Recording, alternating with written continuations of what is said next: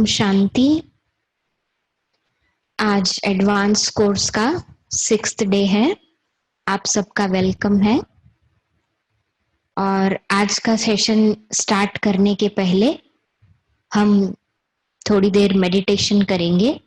उसके बाद आज का सेशन हम शुरू करेंगे। ये जो ऑर्गेनाइजेशन है इसका पूरा नाम है प्रजापिता ब्रह्मा कुमारीज ईश्वरीय विश्वविद्यालय। शॉर्ट में हम इसको गॉडली यूनिवर्सिटी भी कहते हैं। और इसमें हम एक बहुत अच्छा जो करते हैं, every 3rd Sunday international meditation day के रूप में हम सेलिब्रेट करते हैं। और सभी भाई बहनें चाहे वो कहीं भी हों, इंडिया के टाइम के अकॉर्डिंग इवनिंग 6:30 से 7:30 every 3rd Sunday international meditation day होता है। और अभी जो इतना चल रहा है कोरोना वायरस का, उसको लेकर के भी एवरी डे 15 मिनट्स मेडिटेशन किया जाता है। इवनिंग 5 o'clock से 5:15 तक डेली शाम को इंडिया के टाइम के अकॉर्डिंग 5 बजे से लेकर के 5:15 बजे तक डेली हम सब मिलकर के मेडिटेशन करते हैं। और ऑल ओवर द वर्ल्ड जितने भी कंट्रीज हैं उनके टाइमिंग्स अलग अलग होते हैं, लेकिन वो सब भी अपने अपने प्लेस पे बैठ करके विशेष विश्व की आत्माओं को वाइब्रेशन देने का काम करते हैं। जैसे पिछली बार दीदी ने आपको बताया कि हम कल्प वृक्ष के नीचे बैठे हुए हैं, फाउंडेशन है। और दीदी ने ये भी एक्सप्लेन किया था कि पहले हम लेने वाले थे, लेवता थे, लेकिन अभी हमारा स्टेटस इतना बढ़ गया है कि हम किसी को दे भी सकते हैं।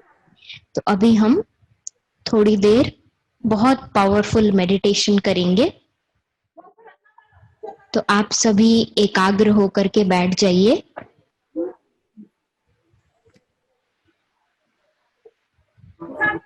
अपने आप को सोल कॉन्शियस आत्माभिमानी स्थिति में देखिए।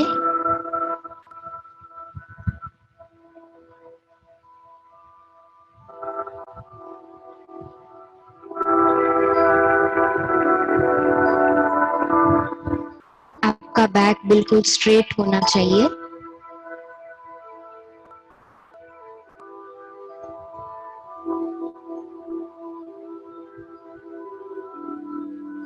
अगर आपने कुछ भी हाथ में पकड़ा हुआ है तो उसको आप थोड़े समय के लिए बाजू रख देंगे।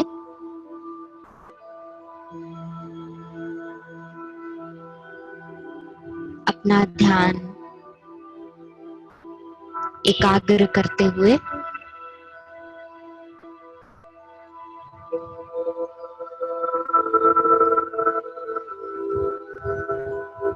मन और बुद्धि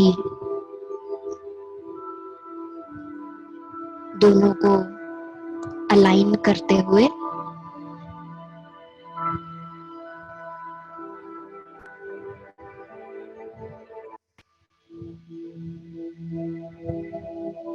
दूसरी सभी बातों से अपना ध्यान हटाते हुए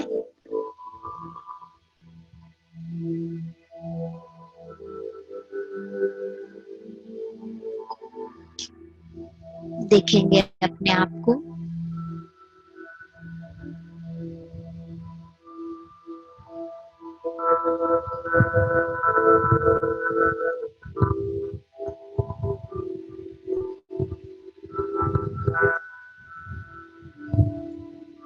कितना भाग्यशाली हूं मैं, कितना लकी।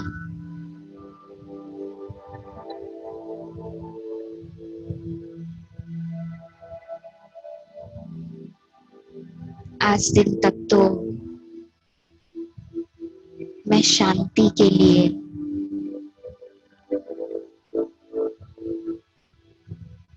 सुख के लिए,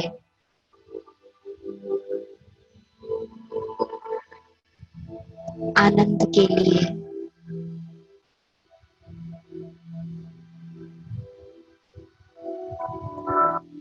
इधर उधर भटक रहा था।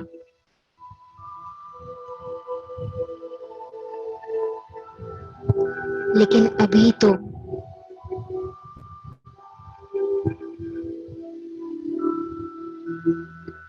मुझे मेरी पहचान मिल गई है।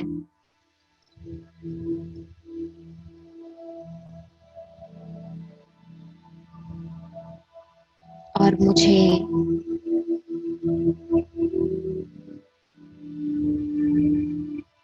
ये भी पता चल गया है कि मैं शांत स्वरूप हूँ।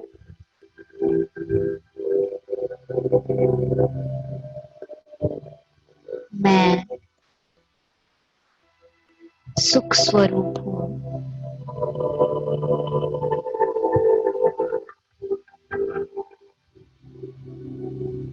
मैं आनंद स्वरूप हूँ।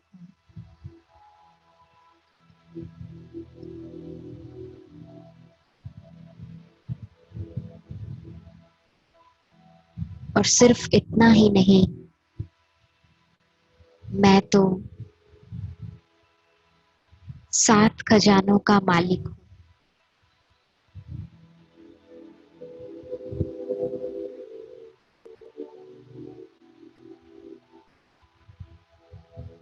और मेरे पिता परमात्मा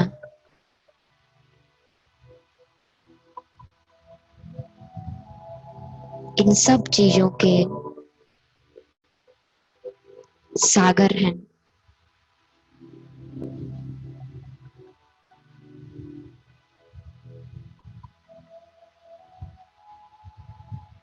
शांति के सागर,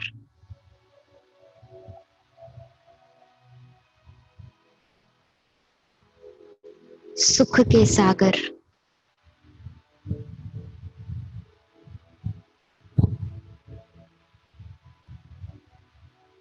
आनंद के सागर,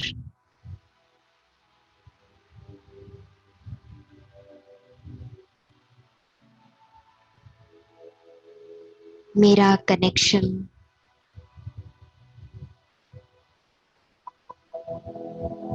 अब उस सुप्रीम पावर के साथ हो गया है।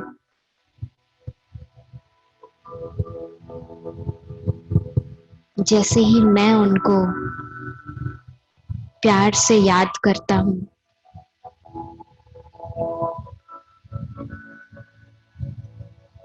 उन सारे गुणों को,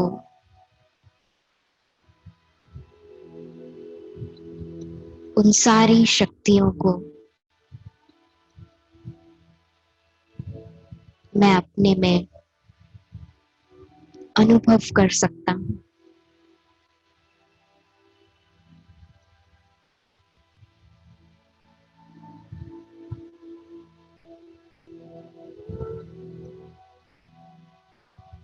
और इतना ही नहीं, अब तो मैं ये सब कुछ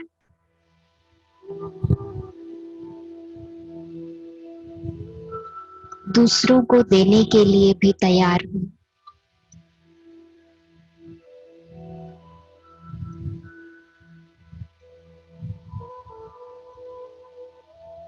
देखेंगे अपने मस्तक से बहुत सुंदर वाइब्रेशन निकलते हुए, और ये वाइब्रेशन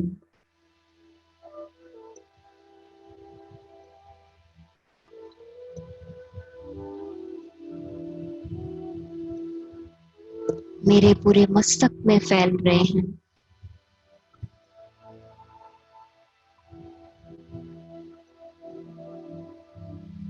और धीरे धीरे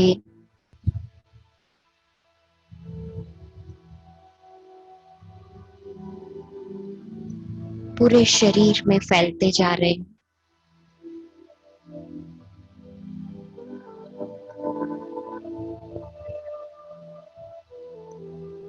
और धीरे धीरे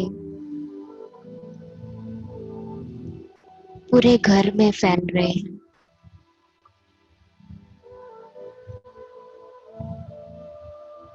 घर का वातावरण शांत होता जा रहा है।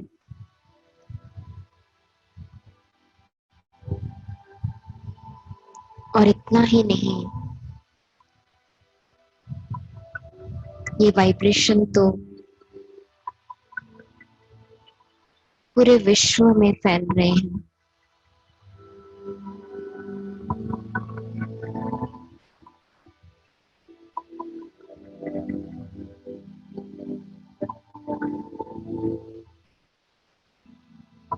देखेंगे इन वाइब्रेशंस को पूरे विश्व में फैलते हुए।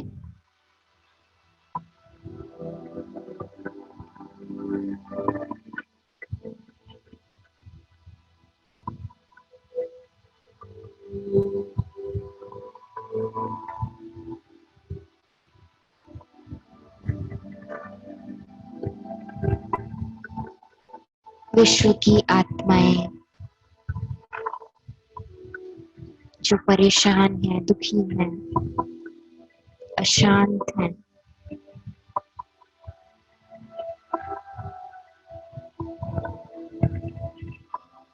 उन सबको ये वाइब्रेशन जा रहे हैं।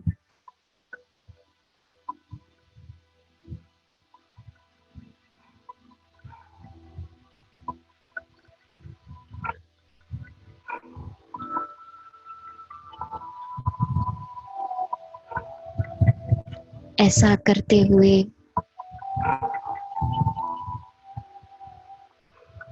मुझे खुद भी शांति और आनंद की अनुभूति हो रही है।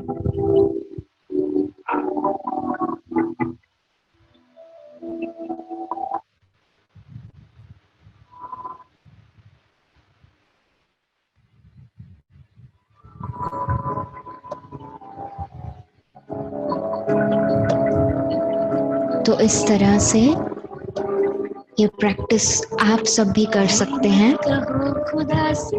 डेली इवनिंग 5 o'clock का टाइमिंग रहेगा। और अब हम तैयार हैं आज के सेशन के लिए। पिछली बार दीदी ने हमें कल्प वृक्ष के बारे में समझाया था और हमें ये भी बताया था कि हमारी इच्छाएं हमें अच्छा बनने नहीं देती हैं। और साथ ही दीदी ने बताया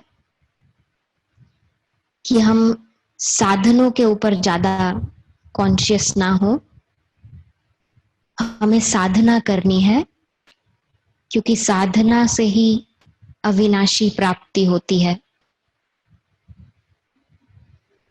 तो कल्प वृक्ष का चित्र हमने किया था, उसी श्रृंखला को आज हम आगे बढ़ाते हुए, जैसे कि हम डिस्कस कर रहे थे कि ये ऑर्गेनाइजेशन एक गॉडली यूनिवर्सिटी है और आप सब ये पढ़ाई ऑनलाइन पढ़ रहे हैं। तो इस पढ़ाई में हमारे कुछ सब्जेक्ट्स भी होंगे, क्योंकि हर पढ़ाई में सब्जेक्ट्स होते हैं।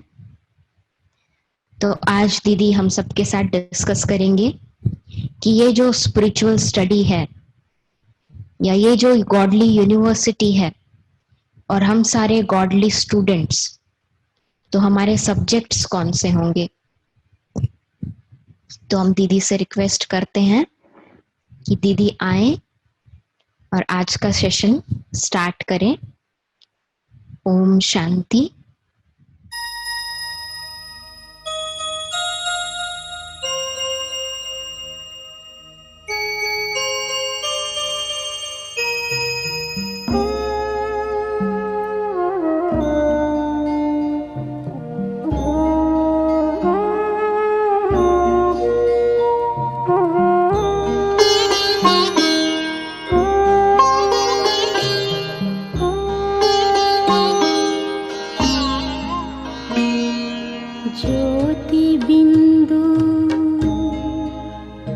परमात्मा से है मेरी आत्मा अब चल कर ले मिलन, परमानंद का अनुभव कर। ओ परमानंद का अनुभव कर, तू धन्य बना जीवन। ज्योति बिंदु परमात्मा से है मेरी आत्मा, अब चल कर ले मिलन, अब चल कर ले मिलन, अब चल कर ले मिलन।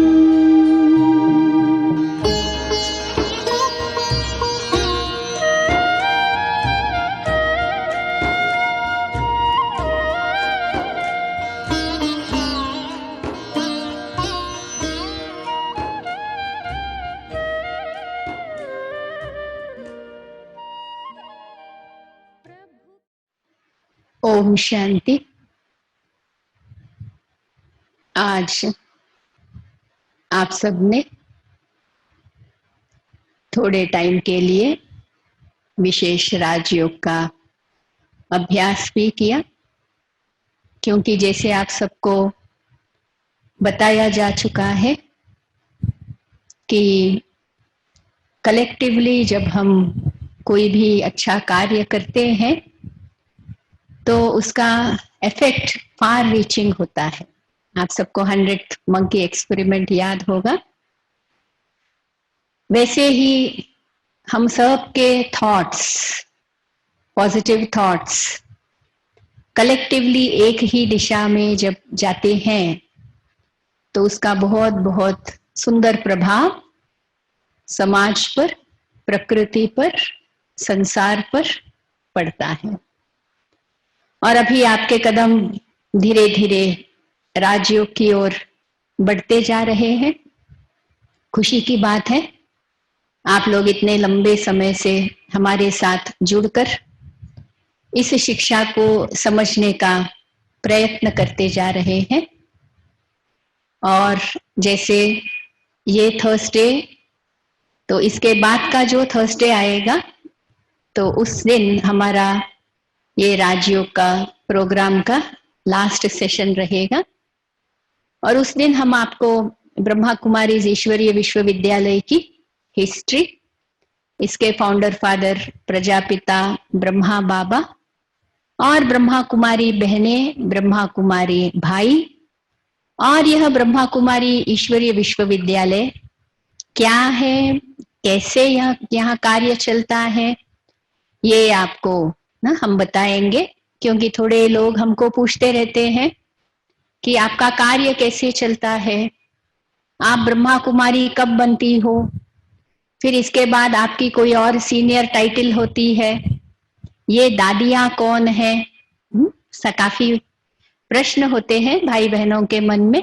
तो वो सारे हम आपको नेक्स्ट थर्सडे जो रहेगा, जिस दिन हमारा ये जो पूरी राजयोगा मेडिटेशन की श्रृंखला है उस दिन हम बताएंगे। आपको कोई भी प्रश्न पूछने हो इस संदर्भ में, जो अभी तक आपने सुना इन सब के बारे में भी, तो आपके पास मेल आईडी है हमारा, उसमें आप डाल सकते हो, या अभी ही आप प्रश्न ना, क्योंकि वहां पर आप चैट कर सकते हो अभी ऑनलाइन जूम में। आप अपने जो भी प्रश्न है उसमें आप को डालने हैं तो डालते जाइए, हम नोट करते जाएंगे और लास्ट सेशन में इसके उत्तर जरूर देंगे। वैसे तो लास्ट सेशन टाइम को देख करके हम कर रहे हैं, नहीं तो ये तो एक निरंतर साधना है और ये एक निरंतर का अभ्यास है ना, क्योंकि भगवान का ज्ञान इतना ऊंचा है। ज्ञान के सागर को गागर में डाल करके आप तक हमने लाने की एक कोशिश की, जिसमें भगवान की हमको पूरी मदद रही है। बाकी इन्हीं बातों को और ज्यादा विश्लेषण करने की जरूरत है और गहराई में जाने की जरूरत है। तो ये साधना तो आप कैसे करना चाहेंगे, आप हमको बताइए। और थर्सडे को भी हम आपको और भी कैसे आप जुड़े रह सकते हैं, हम आपको भी उसके बारे में बताएंगे।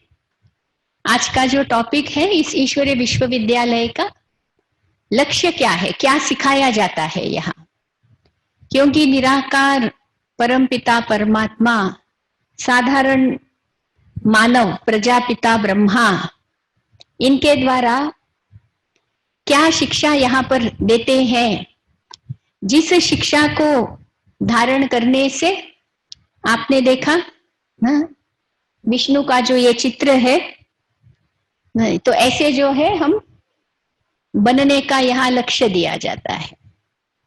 ईश्वरीय विश्वविद्यालय, स्पिरिचुअल यूनिवर्सिटी का एम एंड ऑब्जेक्ट ही है ईश्वर के जैसा, ईश्वर ने, ईश्वर के जैसा।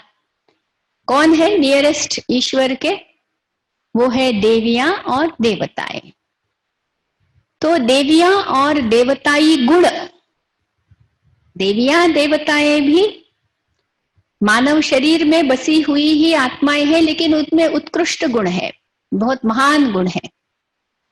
तो ये कौन सी साधना करने से हमारे में वो गुण आते हैं, उसका बड़ा सुंदर महाविष्णु का यह जो चित्र है, इसमें बड़ा सुंदर दर्शाया है। जैसे आपको याद होगा कि जब हम शंकर जी की भी बात कर रहे थे, तब भी हमने उनके अलंकारों के बारे में डिस्कस किया था। आप फिर से पिछले वाले वीडियोस में जाकर के देखना।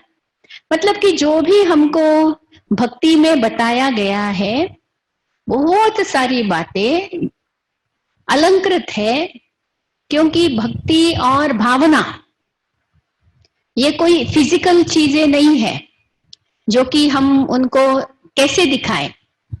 इसलिए यह मार्ग चुना गया है जिसमें कि प्रकृति के साथ ना कंपैरिजन करना और अनेक और भी साधन जो है उसको लेकर के गुणों को समझाने की कोशिश की गई है। तो आज हम यह रहस्य समझने की कोशिश करेंगे कि देवताई गुण कौन से है, देवताई कौन से स्पेसिफिक गुण है जो धारण करने से हमारे में एकदम डिवाइन इंटेलेक्ट हमारी बन जाती है। आज जो मनुष्य की इंटेलेक्ट ना एकदम डेविलिश, असुरी वृत्तियां, असुर या देवता की बात नहीं है, असुरी वृत्तियां, देवताई वृत्तियां। और उसके आधार पर ही देखिए हम क्या कहते हैं, शरीर को जैसे नहीं हम क्या कहते हैं कि face is the index of mind. मन की स्थिति क्या है वो चेहरे में दिखाई देती है। कोई बहुत गुस्से में है तो क्या कहते हैं, तांबे जैसा लाल हो गया है। तांबे का जो लाली है, ऐसा वो व्यक्ति गुस्से में ऐसा हो गया। क्योंकि कैसे समझाए ना कि इतना गुस्सा उसको आया, इतना गुस्सा आया, भाई कितना गुस्सा, तांबे जैसा। अच्छा इतना, फिर हम कहेंगे इतना। तो कैसे मेजर करें, क्योंकि न गुण न अवगुण न शक्तियां न कमजोरियां, ये कुछ दिखने वाली चीजें नहीं है। तो इसको कैसे समझाए, कैसे समझे, उसके लिए फिर प्रकृति का आधार लिया गया है। और समय के साथ ये हो गया कि हम उन्हीं बातों में फंस गए और यथार्थ अर्थ जो है उससे दूर हो गए। इसलिए क्या हुआ, अर्थ से दूर हुए तो अनर्थ हो गया, अर्थ से दूर हो गए तो व्यर्थ हो गया। अभी अर्थ सहित करेंगे तो समर्थ होगा। सामर्थ्य, वर्दीनेस कब आती है, जब कोई भी कार्य, इवन हमारा बोल अर्थ सहित हो। ऐसे ही बोला ना, कभी कभी हम ऐसे ही बोल देते हैं जो सामने वाले का दिल ही तोड़ देते हैं। तो कहते नहीं मैंने ऐसे ही बोला, अनर्थ हो गया ना, बिना अर्थ के बोला। तो अर्थ सहित बोलना, उससे सामर्थ्य आता है। आध्यात्मिकता को भी अर्थ सहित समझना है, जिससे हमारे में सामर्थ्य आता है। तो आज हम 4 बातें जिसके आधार पर हमारे में दिव्यत्व, आत्मा में एकदम वो एक उसकी जो पोटेंशियल है हाईएस्ट, उस पोटेंशियल को कैसे प्राप्त करा सकते हैं, वो ज्ञान स्वयं ज्ञान सागर परमात्मा शिव बाबा प्रजापिता ब्रह्मा इनके द्वारा साधारण भाषा में जो हम सबको सुना रहे हैं, और जिसका ही अभ्यास अभी तक हम लोग ना हर ब्रह्मा कुमार ब्रह्मा कुमारी इस अभ्यास में जुटा हुआ है। तो आप देखेंगे श्री विष्णु जी का जो चित्र है, इसमें 4 अलंकार हम कैसे कहते हैं, शंख चक्र गदा पद्म, शंख चक्र गदा पद्म। तो आपको तो ये समझ में आ ही गया होगा कि इनके पीछे कोई रहस्य है।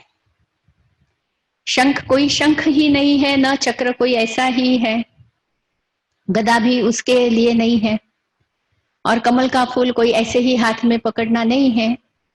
पकड़ना, कोई भी चीज को पकड़ना मीन्स धारण करना। अब शंख को धारण करना मतलब, शंख एक कम्युनिकेशन का साधन है, पता है ना हम सबको। युद्ध में भी जब युद्ध आरंभ होना होता है, उस समय भी शंख ध्वनि के साथ आरंभ करते हैं, और युद्ध की समाप्ति भी शंख ध्वनि के साथ होती है। बहुत बड़ी पूजा प्रार्थना, उसमें भी शंख ध्वनि की जाती है। तो उसका अपने आप में एक अर्थ है, उसमें एक दिव्यता है। तो अभी हमको क्या सीखना है, शंख बजाना, अर्थात हमारा शंख कौन सा है, हमारा शंख कौन सा है, हमारा मुंह हमारा शंख है। हमारा मुख जो है ना, जहां से बोली निकलती है, ये हमारा शंख है। तो हमको अपने आप को देखना है कि क्या हमारे बोल या हमारी बोली शंख ध्वनि जैसी दिव्य है, शंख ध्वनि जैसी मधुर है, शंख ध्वनि जैसे कम्युनिकेशन उसमें है। तो ऐसे ठीक रीति से कम्युनिकेट करना आता है। Most of the problems are due to no proper communication. संसार में बहुत सारे जो प्रॉब्लम्स है, उसका मेन कारण क्या है, हमारा कम्युनिकेशन ठीक नहीं रहता है। हमारे पास मोबाइल फोन आ गया है, बातें भी करते हैं, लेकिन जो जरूरी बात है, जो कन्वे करने वाली एक इंपॉर्टेंट बात होती है, वहां पर हम ऊपर नीचे हो जाते हैं, और फिर वहां से miscommunication leads to misunderstanding, leads to doubt, leads to difficulty in relationships. Miscommunication, then उससे क्या हो जाता है, मिसअंडरस्टैंडिंग। मिसअंडरस्टैंडिंग से तीसरी स्थिति घटने की स्थितियां हैं, इसलिए मेरा हाथ भी ऐसे नीचे नीचे जा रहा है। मिसअंडरस्टैंडिंग से डाउट आ गया, डाउट आने से क्या हो गया, रिलेशनशिप्स में बहुत डिफिकल्टीज। आज आप एक पक्ष का सुनो तो वो ठीक लगते हैं, दूसरे पक्ष का सुनो तो वो ठीक लगते हैं, लेकिन आपस में क्या हुआ। एंड मैं ये बताऊं आपको, जितना अच्छा हमारा योग होगा ना ईश्वर के साथ, ये सब्जेक्ट है प्रॉपर कम्युनिकेशन, गुड कम्युनिकेशन, ठीक बात करो। कोई तो इतना बात करते हैं कि उसमें जो मूल तथ्य है ना वही कहीं पर धूमिल हो जाता है, और कई जो है बिल्कुल ही जो बात बतानी है वो बताएंगे नहीं। तो जब ईश्वर के साथ योग इज व्हाट, मेंटल कम्युनिकेशन और कम्युनियन। जितना हमारा ईश्वर के साथ योग स्पष्ट होता जाता है उतनी हमारी शंख ध्वनि जो है वो सुंदर निकलती है और लोग हमको सुनने को तरसते हैं। ऐसी हमारी बोली होनी चाहिए। ऐसे नहीं कि अभी ये बोलना शुरू किया है ना तो पता नहीं कब बंद होगा ना, इसलिए। और बोल में भी बहुत सारी मर्यादाएं हैं, बहुत मर्यादाएं हैं। ऐसे न बोले जो कि सामने वाले का दिल दुखाए ना। कभी कभी हम जोक्स करते हैं तो at the cost of others ना, कैसे कर सकते हैं? मतलब दूसरे at the cost of others, मतलब कितनी गलत हमारी भावना है। किसी को थोड़ा कम दिखाकर या वॉटेवर ऐसे उनको बोलकर फिर हंसना, ये हंसना ठीक है? नहीं। तो यहां पर जो ट्रेनिंग दी जाती है बोल के लिए, उसमें 3 बातें बताई जाती है। यदि आपके पास नोटबुक पेन है तो लिख लेना। कम बोलो, धीरे बोलो, मधुर बोलो। क्या ट्रेनिंग है? कम बोलो, धीरे बोलो, मधुर बोलो। देखिए, जो पॉजिटिव बोल होंगे, जो अच्छे बोल होंगे, वो कम ही होंगे। नेगेटिविटी भरी हुई होगी तो लंबी चौड़ी कथा होगी। और जरूरी इंफॉर्मेशन देना है, जरूरी बातचीत करनी है, तो वो सदा कम ही होगी।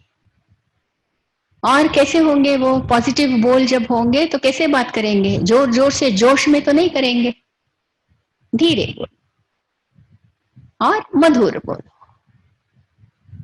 तो ये 3 चीजों की ट्रेनिंग यहाँ इस ईश्वरीय विश्वविद्यालय में दी जाती है।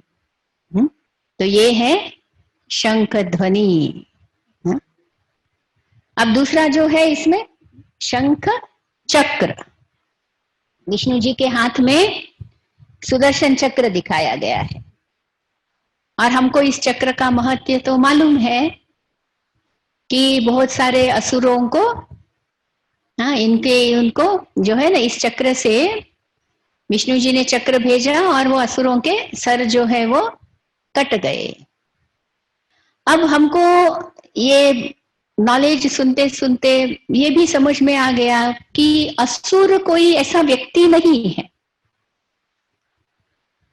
असुरी वृत्तियां हैं जो मैंने पहले बताया। मनुष्य मनुष्य ही है। सबसे ऊंचा सा 6 फुट 6.5 फुट का एवरेज या थोड़ा उतना तक हो सकता है, लेकिन उससे यदि कोई लंबा हो ना, उनको तो बहुत सारे एक्चुअली प्रॉब्लम्स होते हैं। तगड़ा हो सकता है कुछ भी 120, 30, 40 केजीज, लेकिन मनुष्य है। लेकिन उसकी सोच असुरी हो सकती है। असुरी मतलब विकारों से भरी हुई, ईर्ष्या द्वेष से भरी हुई, एंड उसके कारण वो किसी भी हद तक जाने को तैयार होता है, इतना तक कि सामने वाले को मार डालने को भी तैयार होता है। रिश्तों को भी नहीं देखता है, तो कहेंगे ये असुरी है, इसने असुरी काम किया है। तो व्यक्ति तो यही है, इंसान ही है, लेकिन व्यक्ति की सोच जो है वो असुरी होती है। तो यदि स्थूल में वो चक्र है, यदि वो फिजिकल चीज है चक्र, तो असुरी वृत्तियों का नाश कैसे कर सकता है? हाँ, असुर होता था कोई तो ठीक है, उसका नाश हो सकता है। और देवताएं तो अहिंसक होते हैं ना? तो देवताओं ने ऐसे हिंसा की होगी क्या? तो देवताओं ने कोई प्रकार की स्थूल में, फिजिकल लेवल में कोई भी हिंसा नहीं की। हमको मारना है तो हमारी असुरी वृत्तियों को खत्म करना है, कोई व्यक्ति को खत्म करना नहीं है। आप सभी ने गांधी जी का एक बड़ा फेमस एक स्लोगन सुना होगा। गांधी जी ने कहा था, पाप से घृणा करो, पापी से नहीं। वो तो महात्मा थे तो उनके ऐसे विचार थे। हम तो देवात्माओं की बात कर रहे हैं, तो वैसे वो कैसे किसी को मार डालने के लिए आदेश दे सकते होंगे? पाप से घृणा करना है, पापी से नहीं। पापी के ऊपर तो रहम करके उसको ठीक करने की कोशिश करनी चाहिए जितना हो सके। फिर एक लेवल के बाद फिर उसका भी दूसरा निष्कर्ष निकालना पड़ता है, वो अलग चीज है।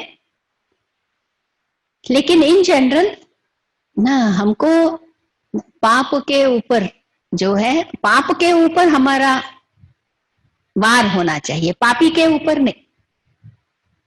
तो असुरी वृत्तियों को कैसे खत्म करें? कौन सा चक्र फिराना है?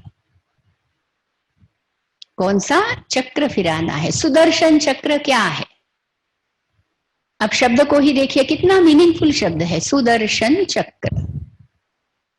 हम तो है ही इस काल चक्र में, इस नाटक में हम सब अपना अपना पार्ट बजा रहे हैं। सुदर्शन अर्थात अच्छा दर्शन, अच्छा देखना, सामने वाले में अच्छाई देखो। सामने वाले में अच्छाई कब देखेंगे? जब स्वदर्शन, स्वयं में अच्छाई देखेंगे। स्वयं में अच्छाई कब देख सकते हैं? आज का मेरा ये इमेज जो है ना, इसमें तो बहुत सारी गलतियां हैं। मैं जब अपने आप को ऐसे देखता हूं फिजिकल, अरे मैंने ऐसे किया, ये ठीक नहीं किया, ये क्या किया, ठीक नहीं है। इसलिए इस प्रेजेंटली ये जो शरीर क्या हमारा ये है ना, इसको भी नहीं देखना है। अंदर में आत्मा जो ओरिजिनल है उसका दर्शन करना है, स्वदर्शन। एक बड़ा अच्छा स्लोगन है ब्रह्मा कुमारीज में जो शिव बाबा ने बताया है, स्वदर्शन उन्नति की सीढ़ी है। स्वदर्शन या कहो स्वचिंतन। तो अब असुरी वृत्तियां कैसे खत्म होगी? असुरी वृत्तियां, विकारी वृत्तियां, काम, क्रोध, लोभ, मोह, अहंकार और बताया ना ईर्ष्या, द्वेष, ये सारों से भरी हुई जो वृत्तियां है हमारे अंदर ही, ये वृत्तियां समाप्त होकर हमारे में दिव्य वृत्तियां कब जागृत होगी? कब जागृत होगी? जब हम स्वदर्शन चक्र फिराएंगे या स्वचिंतन का चक्र फिराएंगे। तो स्व का दर्शन करो। स्वयं की आत्मा का जो अनादि स्वरूप है बहुत प्यारा है, बहुत मीठा है, बहुत ही सुंदर है, उत्कृष्ट है, महान है। बहुत मजा आएगा आपको। मैं आत्मा कितनी श्रेष्ठ, क्योंकि मैं भगवान की संतान हूं ना। ऐसे ऐसे स्व का दर्शन करो। स्वयं की आत्मा का ओरिजिनल आज का रूप नहीं देखो। ये तो कलयुग है, इसमें तो आत्मा पापात्मा बन गई।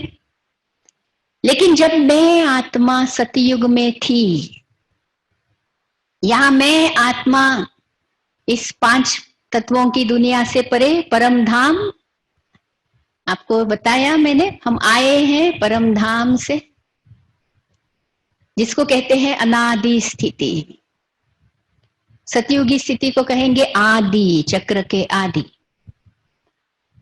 तो बैठ बैठ कर स्व चिंतन करो, स्व आत्मा का दर्शन करो, तो उन्नति होती जाएगी और हमारी असुरी वृत्तियां जो है वो समाप्त होती जाएगी।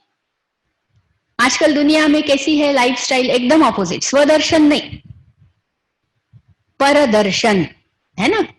जब टीवी पहले पहले आया था तो उसका नाम दूरदर्शन। दूसरे का दर्शन, दूसरों का दर्शन, यही करते रहो, इसलिए हमारी पतनावस्था हो गई।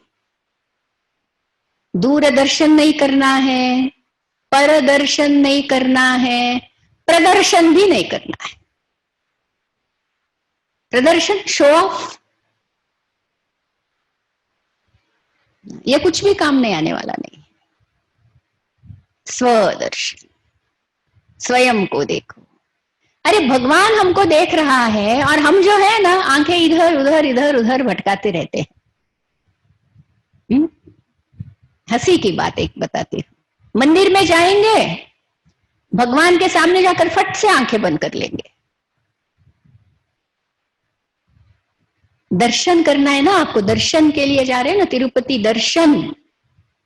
दर्शन करनी है तो आंखें खुली लग करके वो पूरा उस मूर्ति की जो दिव्यता है, पूरा ताकत है, वो अपने आप में समा लो, भरपूर नजर से देखो। वो न करके क्या करते? आंखें बंद कर देते। कौन दर्शन कर रहा है? किसका दर्शन कर रहा है?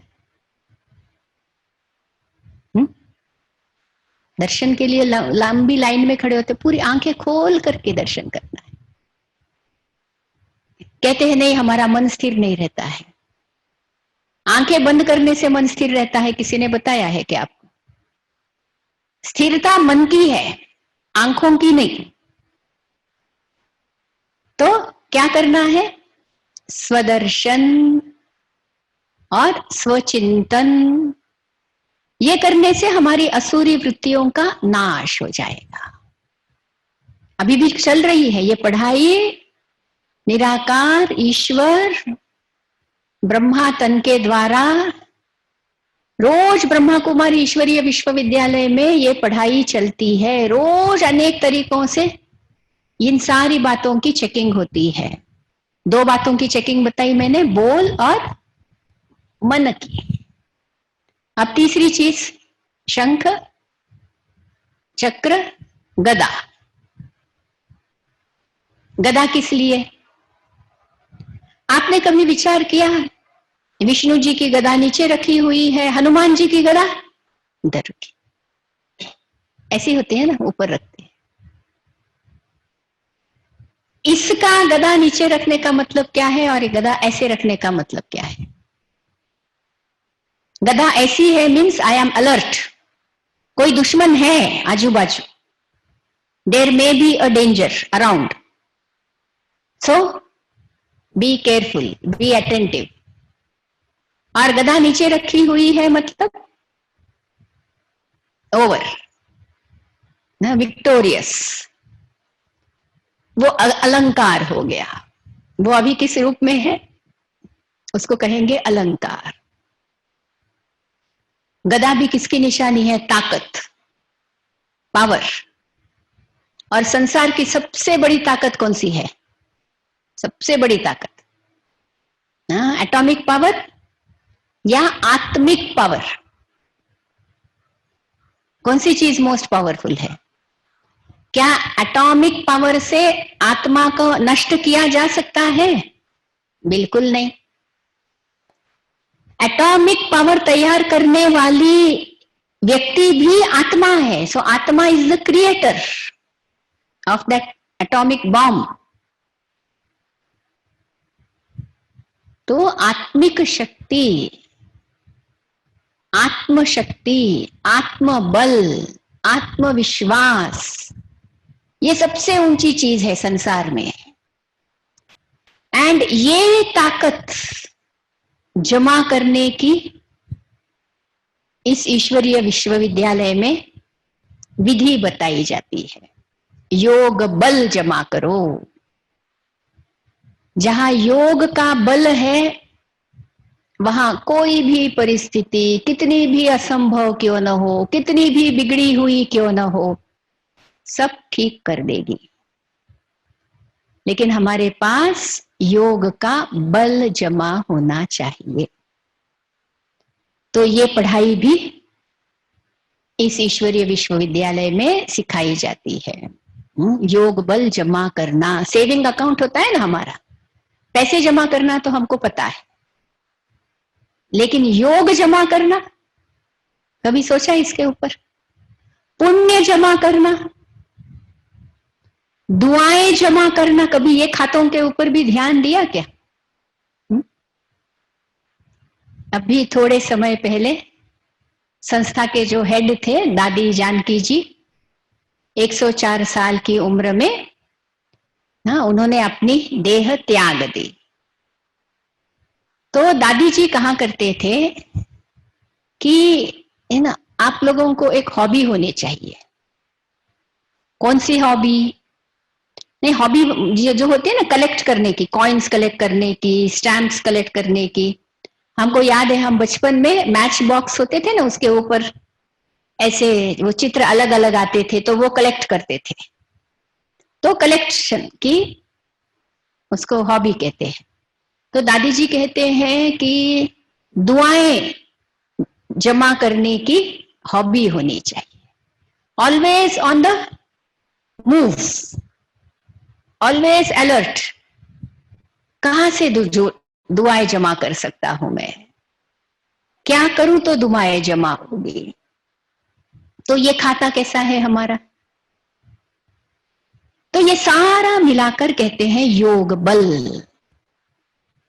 तो तीसरी चीज सब्जेक्ट यहां सिखाई जाती है वो है योग बल जमा करना, जिसकी निशानी फिर गदा दिखाई। और चौथा है कमल का फूल, मतलब अपनी जीवन कमल फूल के जैसी बनाए। कमल का फूल है पानी में, लेकिन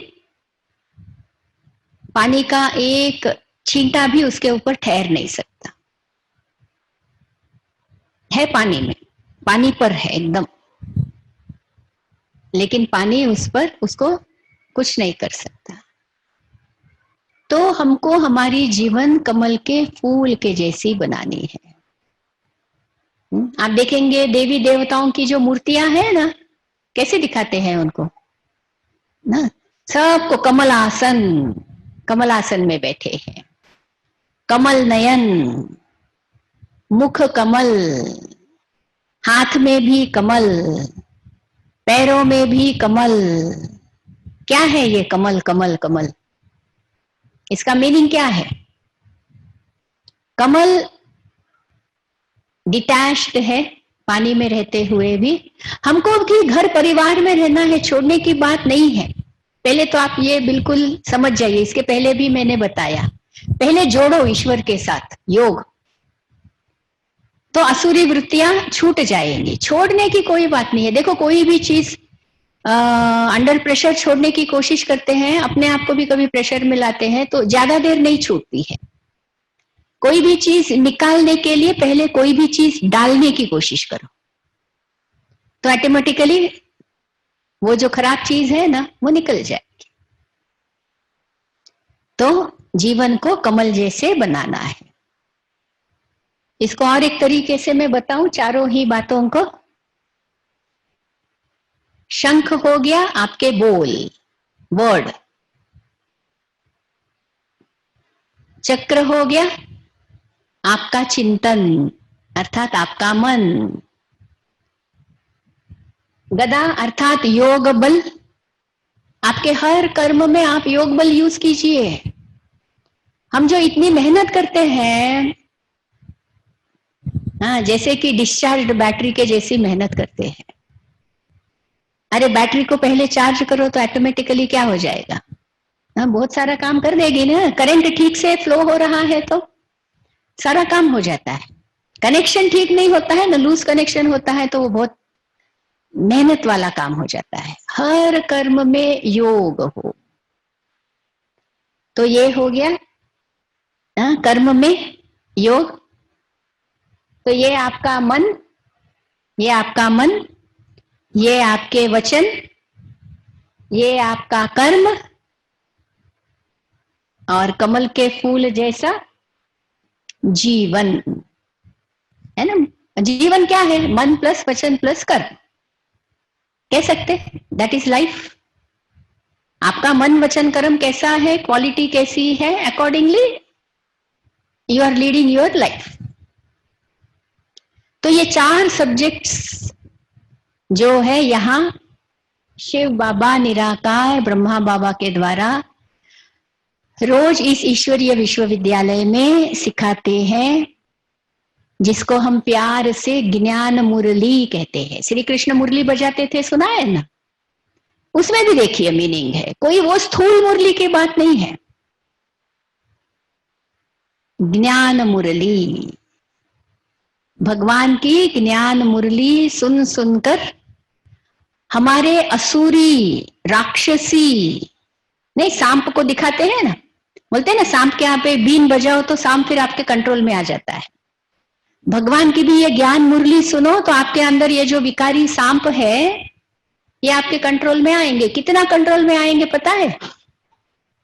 विष्णु जी को कैसे दिखाया है? शेष शैया पर, शेष शैया, शैया कौन सी है? उनसी नागों की शैया बनी हुई है, उस पे आराम से लेटे हुए हैं, वो भी समुद्र के बीच में। आप सोचिए, एक एक चित्र जो है भक्ति में इतना अर्थ भरा है, लेकिन अर्थ समझे बिना हम पूजा करते जाते हैं तो एक तो व्यर्थ हो गया, क्योंकि हमने ताकत थोड़ी ली, हम इंस्पायर थोड़ी हुए। सामर्थ्य बढ़ाने के लिए करना है, लेकिन वो विजन, वो चित्र देख करके हमने क्या लिया उससे? तो शेष शैया पर जो लेटे हुए हैं विष्णु जी और चिंतन में है, जैसे उनकी वो पोस दिखाई जाती है, ऐसे ही जब हम ज्ञान मुरली भगवान की सुनते हैं तो आपके अंदर के विकार ऐसे चले जाएंगे,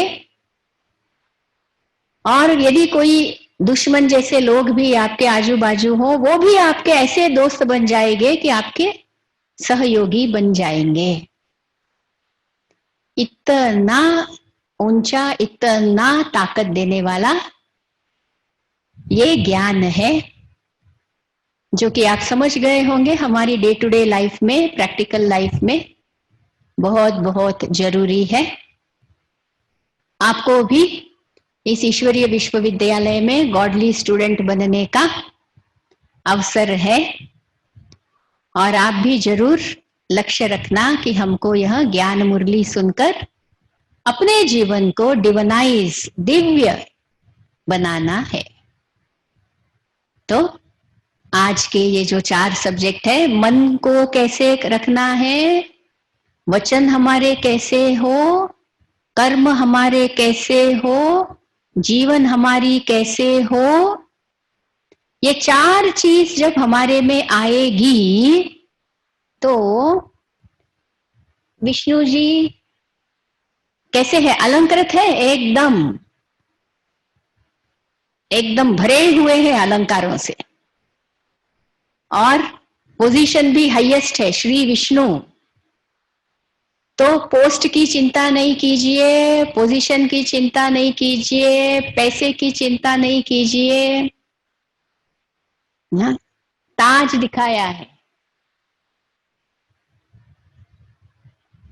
इतने महान भगवान का ज्ञान हमको बनाता है।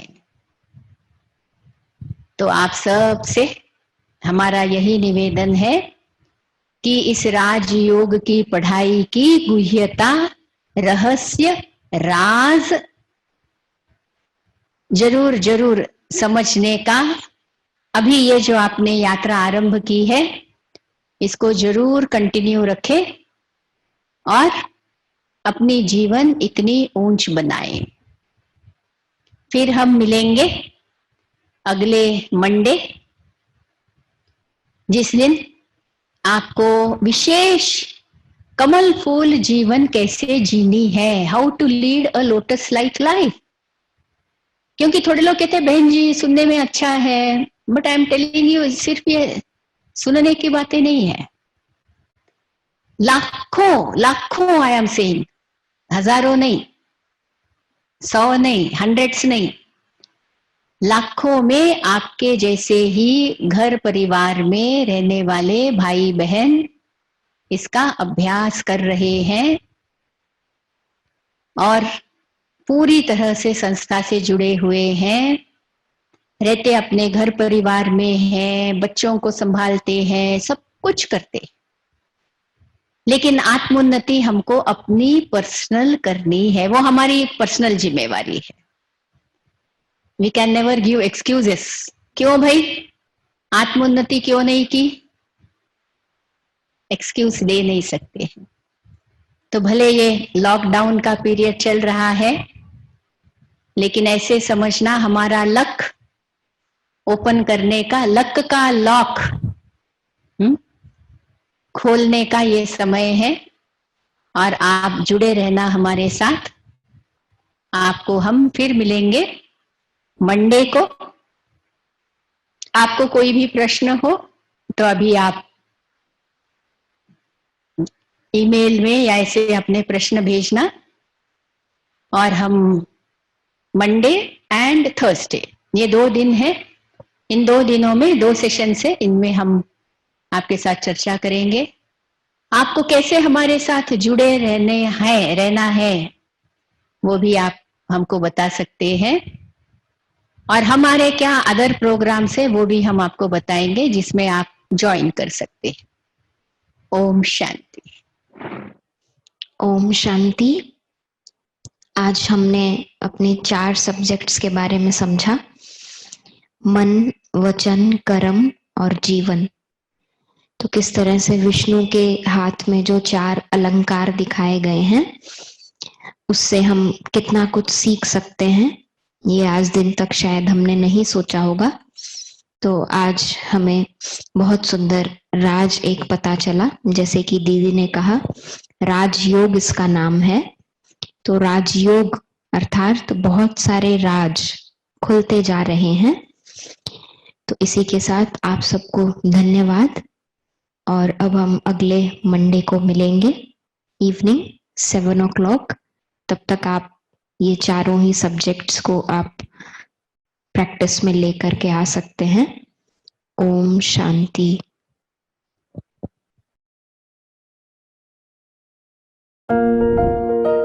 Awakening TV channel on Tata Sky number 1084 brings to you बार बार कर्म में आने से संस्कार बनता है। एक बार संस्कार बन जाता है तो वो हर कर्म वैसा होने लग जाता है।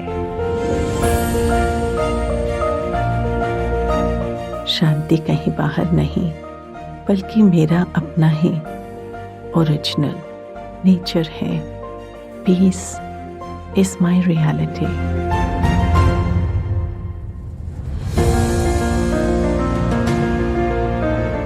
हर व्यक्ति को प्यार चाहिए। The desire is like a fog over happiness, and when that fog is gone, happiness shines through. ये वेलबींग के अंदर वही 2 चीजें हमें एस्टिमेट करनी है, एक हैप्पीनेस और एक satisfaction.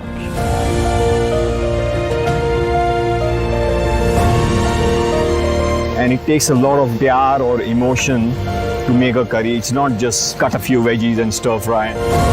We have to wake up inside to the change which is needed on the outside.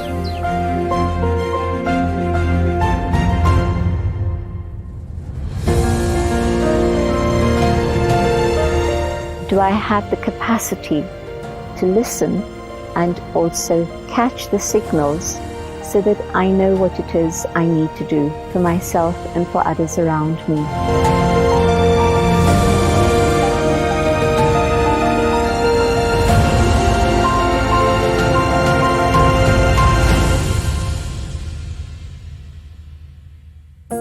Watch it all on Awakening Channel, Tata Sky 1084, Geo 1060.